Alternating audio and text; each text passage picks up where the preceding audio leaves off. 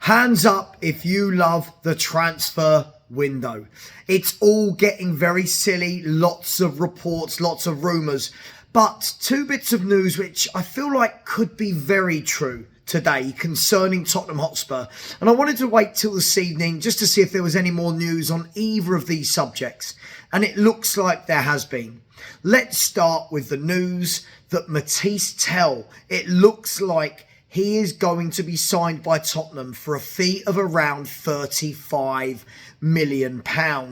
Now, there was a clause in the contract, in the deal to bring him on loan in January to Spurs, that we had an obligation, sorry, that's a complete lie, that we had an option to buy him for 50 million. Now, it looks like that price is going to go down to 35 million. And this is one that, again, is going to split the fan base. And that is how you know this isn't a great signing. When a player is so 50-50 across the fan base in general, you have to ask yourself why.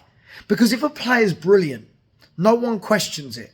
If Tottenham went out right now and signed Eze, I don't think anyone would turn around and say, you know what, I don't like that. We'd all be going, that's a statement signing. But Mathys Tel, for me, it feels lazy. Now, this isn't 100%, but all of the rumours, all of the reports are that Tottenham are going to make this a permanent signing. I think it's lazy. Now, I'm going to tell you why. I'm not just going to say that and then let you guys think that I'm just being negative. I think it's lazy because of two things. One, because I think he's young, he's okay, doesn't really do a lot, doesn't score a lot of goals. He has got no creativity, 1 assist in about 20 appearances this season for Spurs. And two, because he's another 19-year-old that we really don't need. We have young wingers. We've got Yang, who's going to be coming back from QPR, where he's been on loan. We've got Mikey Moore, who's come through our academy.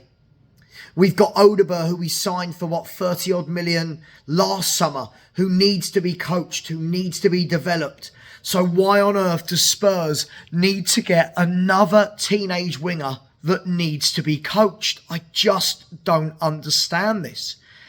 Go and buy a ready-made senior pro. Go and buy an Mbeumo. Go and buy a Mitoma. Go and buy a winger that actually comes into the first team and has an immediate impact. Now, right now, there'll be people screaming for me and against me in this video. Oh, Sava, you're negative. He's a really good player. Give him a chance. He's young. He could be great. And then you're going to have the ones that agree with me saying, you're right, Sava. He's too young. We don't need another youngster. We need ready-made senior pros. Put it this way. Everyone lost their mind at winning the Europa League. Rightly so. It gets you Champions League football. But what does that mean if yet again we are not going to hold the owners accountable for buying Champions League ready players?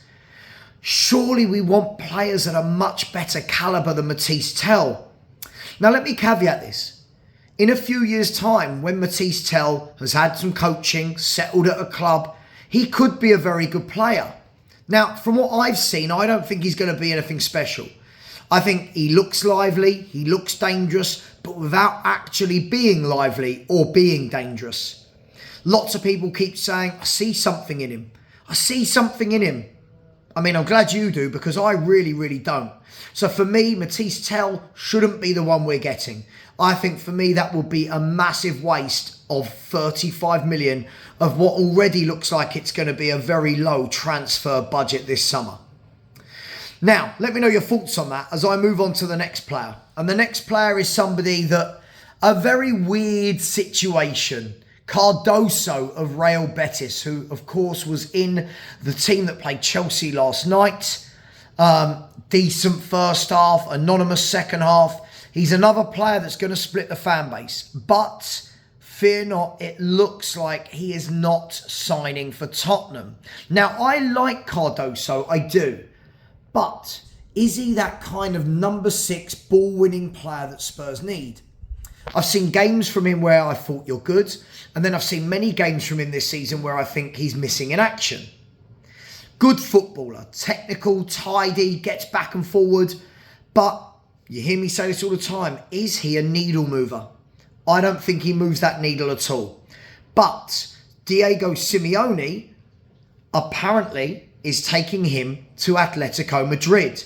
Now, I understand completely why you would pick Atletico Madrid over Tottenham. They are a top club who are always challenging, always in the top three, top four of La Liga, always going deep into European competitions. I completely get it. And then you're going to have fans saying, well, hang on, what was the deal that was signed on the last day of the summer transfer window last year? Now, if we remember rightly, it was really weird. On transfer deadline day, we heard, didn't we, that there was a deal in place that Spurs have got first refusal to sign Cardoso. Now, that doesn't mean that the USA international has to join us, but it meant that Real Betis would have to accept our bid if we made one. But now all the reports are saying that he has rejected Tottenham. I don't know if this is true. Sounds right. But apparently he's rejected Tottenham and instead wants to stay in Spain and join Atletico Madrid. Now that's fine. I'm not going to lose sleep over him. Decent player. But the question is this. If we're not going to get Cardoso, who on earth are Tottenham going to sign for reinforcements in midfield? Because next year in the Champions League, we cannot go in with Basuma, Bentancur, Sarr, Gray and Bergvall. It's just not strong enough. We need a ball winner. We need a number 6. We need that deep-lying playmaker, if you will.